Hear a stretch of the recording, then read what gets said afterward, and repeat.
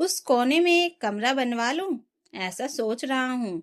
शिव शंकर जी ने अपने दोनों बेटों को देखते हुए कहा। सब खाना खा रहे थे और उनकी पत्नी उमा रसोई में पापड़ तल रही थी, जबकि दोनों बहुएं सबको खाना दे रही थी। इस बात पर बड़ा बेटा मधु बोला, पिताजी, हमारे दोनों के लिए तो कमरे हैं ही, लेकिन मेरे लिए नहीं है, शिव शंकर जी ने कहा। यह सुनकर बहुएं चौंक गईं और बेटे भी सचेत हो गए।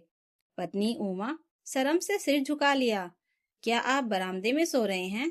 छोटे बेटे रामू ने समझा ना समझने के अंदाज में पूछा। मैंने मिस्त्री को बुलाकर दिखा दिया है, वह कल से काम शुरू कर रहा है। शिवशंकर जी ने हाथ धोकर जाते हुए कहा। सब बातचीत हो जाने के बाद अब क्यों बोल रहे हैं? बड़ी बहू रमा ने सबके जाने के बाद बोली। इतने दिनों तक नहीं, पर अब क्यों? छोटी बहू मालती ने पूछा। दोनों बेटे चुपचाप चले गए। बहुओं के साथ खाने बैठी उमा जी को भी निवाला निगलना मुश्किल हो गया। किसी की राय से कोई मतलब ना रखते हुए काम तेजी से कराने लगे।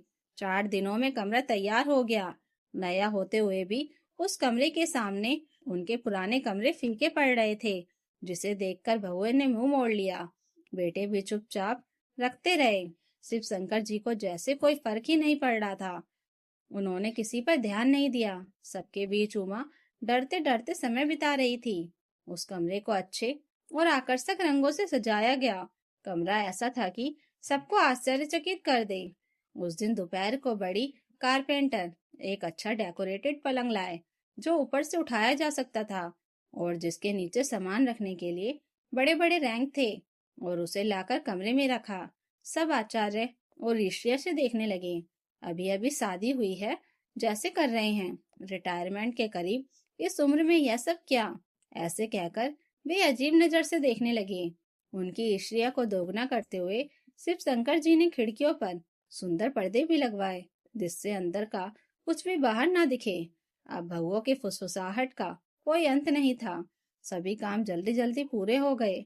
जैसे तैसे नारियल फोड़कर गृह प्रवेश जैसा कुछ किया, और शिव शंकर जी खुद नए कपड़े पहनकर जल्दी तैयार हो जाओ, हम मंदिर चलेंगे कहकर उमा को जल्दी किया। बहुओं की क्रोध भरी नजरें और बेटों की घूर घूर कर देखने वाली नजरों के बीच उमा अपने पति के साथ बाहर गई। यह क्या कर रहे हैं? आपकी यह विपरीत बुद्धि क्या है? मुझे बहुत असुविधा हो रही है। इस उम्र में बड़े होकर बच्चों के सामने आपका यह व्यवहार उचित नहीं है, उमा ने शिकायत देते हुए कहा। बिना कुछ बोले शिव शंकर उन्हें मंदिर ले गए। नारियल लेकर अर्चना करवाई। पुजारी जब पूछ रहे थे क्या शादी की सालगिरह का शुभ अवसर है, तब उमा को अपनी शादी की सालगिरह याद आई। घर के कामों में पड़कर मैं तो भूल ही गई थी, उसने संभलते हुए कहा। भगवान का आशीर्वाद लेने के बाद पुजारी ने आशीर्वाद के अक्षत डाले। उसके बाद मंदिर के प्रांगण में बैठकर उमा नारियल छील रही थी। उमा, हमारी शादी को 40 साल हो गए हैं, पर अब तक क्या हमने एक भी सालगिरह शांति से मनाई है? शादी होते ही तुम प्रेग्नेंट थी और तुम्हारी तबीयत ठीक नहीं थी। डिलीवरी के बाद भी एक बार बच्चों का तबीयत बिगड़ी थी, और तुम एक बार तुम्हारी। उसके बाद बच्चों को पढ़ाना, उनका देखभाल करना, इससे ही हमारा सारा जीवन बीत गया। सब कुछ तुम अपने ऊपर डाल देती हो। शांति से रहने के लिए अब तो कुछ जिम्मेदारियां तुम इन पर डाल दो। कब तक तुम ही सब करती रहोगी? हम दोनों कौन हैं और हमारा दुख कौन समझेगा? इतने दिन उनके लिए जो परिश्रम किया वह काफी है। अब तो कम से कम अपनी सेहत का ध्यान रखो। लोग क्या कहेंगे, यह सोचकर इतने दिनों तक हमने कुछ भी अनुभव नहीं किया। अब हम किसी के लिए नहीं जिएंगे। अब यहाँ से चलकर बीच चलते हैं और वहां से अच्छे होटल में खाना खाकर घर लौटेंगे, और कुछ मत कहना। कहते हुए उन्होंने उसका कंधा पकड़कर गाड़ी की ओर ले गए। शिव शंकर जी और उमा जी ऐसे निकले जैसे उनके मन में खुशी के लड्डू फूट रहे हों, और वे होटल की ओर चल दिए। हमेशा घर की जिम्मेदारियां देखते हुए और खर्च पर ध्यान देने के कारण उमा ने होटल का मुंह नहीं देखा था। उन्होंने उमा को वेज मंचूरियन, वेज बिरयानी और अंत में उसे पसंद बटर स्कॉच आइसक्रीम खिलाकर पान खिलाया। बहुएं देखेंगी तो अच्छा नहीं लगेगा, उमा ने कहा, लेकिन उन्होंने नहीं सुना। उसके बाद वे फैमिली पैक आइसक्रीम लेकर घर आए। यह लो आइसक्रीम, हमने बाहर खा लिया, कहकर भगुआ को पकड़ाया। उनकी लाल पड़ी हुई ओठे देखकर लगता है इन्हें दोबारा जवानी आ गई है, कहकर बहुएं बड़बड़ाने लगी। वहां उनकी घृणा बड़ी परीक्षा में ना ठहर पाने के कारण कपड़े बदलने के बहाने उमा नए कमरे में चली गई। शिवशंकर जी कपड़े बदलकर लुंगी पहनकर हॉल में अखबार पढ़ रहे थे। यह आइसक्रीम और आज की यह विशेषता क्या है? पिताजी, नए कपड़े, आइसक्रीम? मधु ने पूछा। आज हमारी शादी की सालगिरह है, शिवशंकर जी ने कहा। अच्छा, फिर बताया क्यों नहीं? कहकर विश किया। वह नया कमरा बनाने के बाद पहली बार पति पत्नी दोनों उस रात उस कमरे में सोए। रात गहराने के बाद प्यास लगी महसूस हुई और बाहर आई ना उमा को बड़े बेटे के कमरे से ऊंची आवाज में सुनाई दिए। शब्द मन को घायल पहुंचाए। शर्म नहीं आती? इस उम्र में सालगिरह मनाते हुए उछल कूद करना उन्हें शर्म नहीं है तो इन्हें तो मना करना चाहिए। अरे तुम्हें क्या, वे कैसे भी रहे। बेटे का समर्थन आंखों से आंसू छलक रहे थे। वह थोड़ा और आगे बढ़कर रसोई की ओर गई। इस उम्र में ऐसे पति के पीछे घूमना, होटल जाना, क्या वह 16 साल की लड़की है? छी छी, मुझे ही घिन आ रही है। कम से कम घर में बहुए बेटे हैं, इतना भी नहीं है। यह छोटी बहू की आवाज थी। छोड़ो, उनकी मर्जी है। वह बेटे की आवाज थी। और ज्यादा पानी तक जाने की हिम्मत ना होते हुए उमा वापस लौट गई। बिना रुके बह रहे आंसुओं के साथ बैठी पत्नी को देखकर आराम से सोए हुए शिवशंकर उठकर क्या हुआ पूछते हुए उसे गले लगा लिया। बस वही सहारा काफी है, ऐसे समझकर उसने उन्हें पकड़कर रोना शुरू कर दिया। उमा, तुम हर छोटी बात पर मन को दुखी मत किया करो। हमने कोई गलत काम नहीं किया है। तुम मेरी पत्नी हो, है ना? मैं अपनी पत्नी के साथ अपने कमरे में सोऊं, इसमें गलत क्या है? पति ने बात समझकर उन्हें संतावना दी। ऐसे एक हफ्ता बीत गया। उस दिन रात के 8 बजने पर भी उनके कमरे का दरवाजा नहीं खुला था। अब तक सोते रहेंगे? क्या उन्हें शर्म नहीं आती? हमारे घराने में नहीं है ये सब।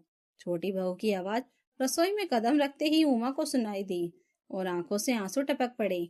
उमा, तुम जाकर सो जाओ, मैं कॉफी लाता हूँ, शिवशंकर जी ने कहा। उमा तेजी से मुड़कर कमरे में चली गई। बहू और बेटों ने तुरंत मुंह बंद कर लिए।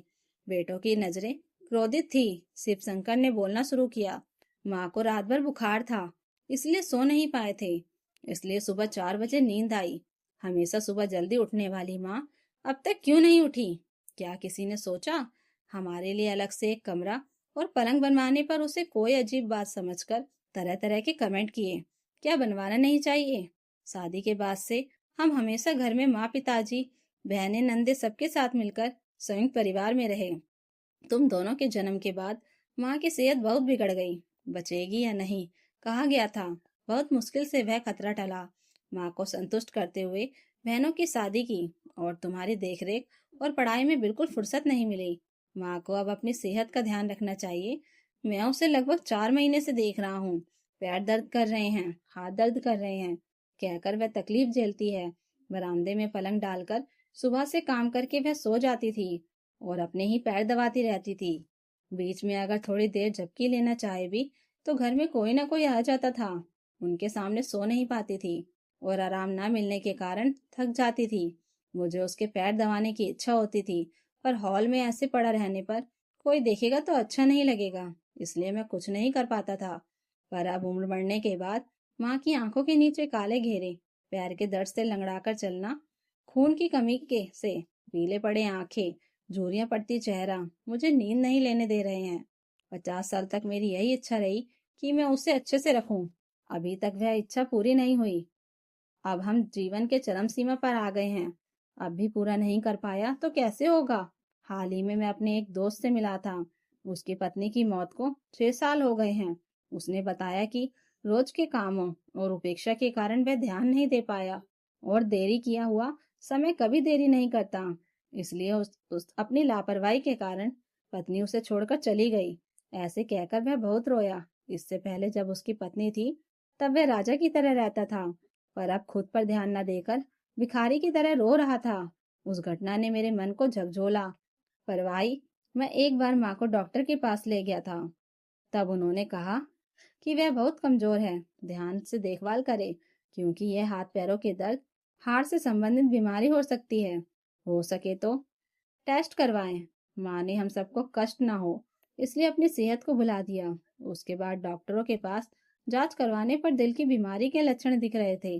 तब से मैंने सोचा कि उसकी पसंद की चीजें लाकर, उसकी छोटी छोटी इच्छाएं पूरी करके जब वह खुश होगी तो मैं उसे देखकर खुश हो जाऊंगा।